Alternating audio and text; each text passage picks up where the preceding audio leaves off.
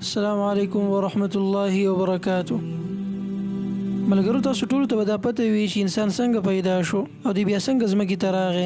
په دې خبرو هغه سړی ایمان لري چې مسلمان وي، لیکن په دې نشست کې به موږ تاسو ته د ملحدین وغه نظریه پیش کوو کوم چې دوی د انسان په حق لساتي، انسان د پیدایش باره کې چې دوی کومه تیوري پیش کوي دغه اصلیت به تاسو ته خایو. ساينسدانان دا وایي چې انسان اول شادو په شکل کې وو. د دې تیوري برد کې بل غیر مسلم ساينسدان کتاب لیکلی دی، په هغه کې ډیر دلیل راوړي دي په خبره باندې چې انسان د ځمکې مخلوق نه دی بلکې د بلې سیارې نه دی راغلی دی. نو آیا انسان د شادو د نسل نه دی؟ آیا انسان د عام ځناور په شان د سیل نه پیدا دی یا د پیدایش په بل ځمکه کې شوی او بیا د ځمکې ته راغلی دی؟ موږ به تاسو ته انسان په دې سوچ او اقدام باندې خبر درکو. نو راځئ زموږ سره.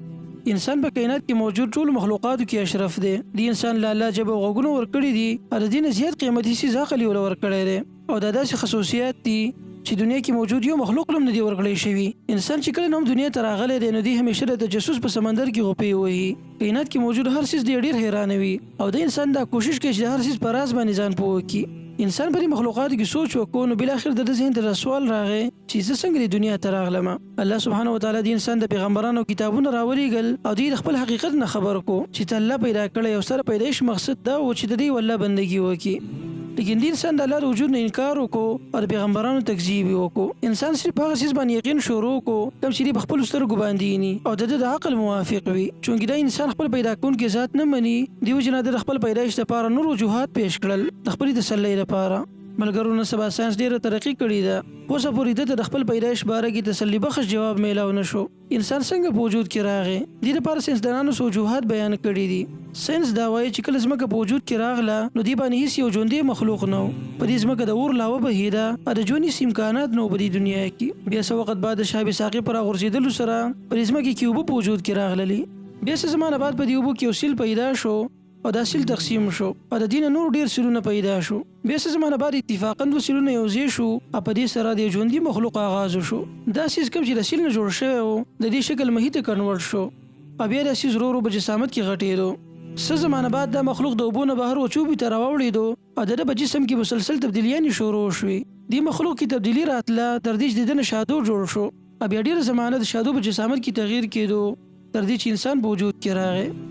دا یو مستقل تیوري ده، په ساينس کې دې ته ایولوشن ویلی کېږي. ملګرو د ساينس دا خبره خو صحیح ده چې ځمکې کې موجود ټول مخلوقات آغاز د اوبو نه شوی دی او دې باره کې قرآن هم ښه وضاحت کړی دی په سورة الانبیاء کې.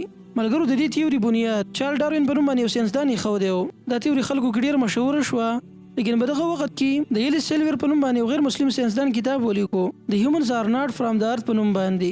دې ساينسدان په دې کتاب کې ډېر دلایل ذکر کړل په دې خبره باندې چې انسان بالکل د دې ځمکې اصل مخلوق نه دی.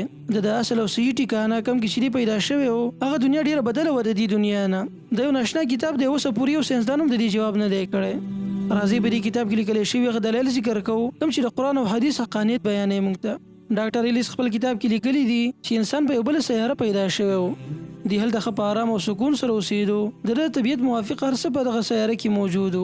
د انسان هلته اوسېدو لیکن بیا د یوې غلطۍ د وجې نه دې ځمکې ته د سزا په طور راولېږلی شو. دا ځمکه د ده دپاره یو جیل و او که اوس موږ او تاسو سوچ وکړو دنیا ته دې نه چاپېره اوبه دي او له دې نه دا معلومیږي چې واقع دا یو جیل دی د انسان لپاره او د سزا په طور ورته دې رالېږلی شوی دی. ډاکټر ایلیس چې په دې کتاب کې کوم دلایل ذکر کړي دي هغه تاسو ته په اختصار سره ذکر کوو.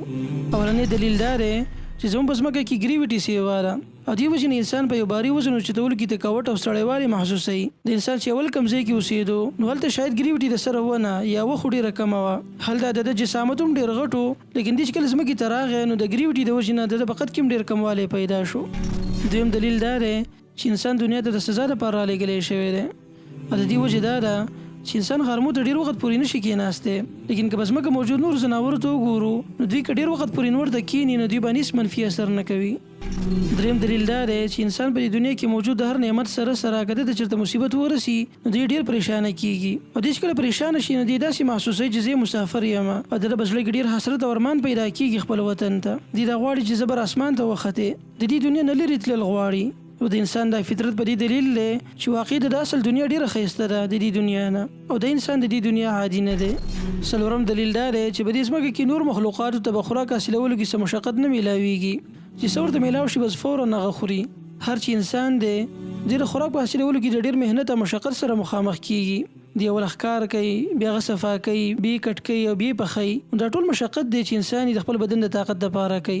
پنځم دلیل دا دی چې انسان د خوب لپاره یو نرم ځای تلاش کوي. دی چې اول کم ځای اوسېدو نو هغه ډېر نرم و. انسان هم همیشه دا کوشش کوي چې د خپل ناستې پاستې ځای ډېر نرم کړي او هر چیز ناور دی نو دوی ته چې کم ځای هم میلاو شي دوی هلته وده کېږي. نرم ځمکه یا سخت ځمکه دوی دپاره برابر وي. نو د دې نه معلومیږي چې واقعي د انسان د دې دنیا مخلوق نه دی بلکې دا اصل ټکانه بل ځای ده او د ده چې کوم څیز د ضرورت راځي نو هغه هلته ښه په وافر مقدار سره موجود دی. شپږمه وجه دا ده چې په دنیا کې انسان واحد مخلوق دی چې د ده قسمونه نشته. هر چې نور مخلوقات دي نو په دوی کې ډېر اقسام میلاویږي. دې نه دا معلومه شوه چې د انسان د مخکې بل ځناور ارتقایي شکل نه دی. اوم نمبر دلیل دا دی په انسان کې څومره هم جانلیوه بیماریانې دي نو دا بیماریانې په بل مخلوق کې نه میلاویږي. اتم دلیل دا دی چې انسان د یو موسم سره ځان نشي عادت کولی. په ګرمۍ کې د ایسي ته کیني په یخنۍ کې دې ځان ته د اوسېدو ځای ګرمۍ. هر چې نور ځناور دي په هغوی کې دا خوی نشته. بله دا چې د انسان ډي ان اے او جینز په ځمکه کې موجود د نور مخلوقاتو نه ډېر مختلف دي.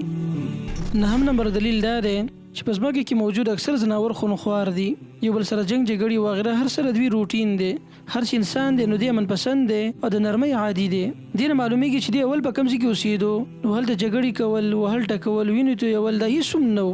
ډاکټر ایلیس وایي چې انسان د عقل او شعور نه دا معلومیږي چې د ده ډېر لږ وخت شوی دی چې ځمکې ته راغلی دی.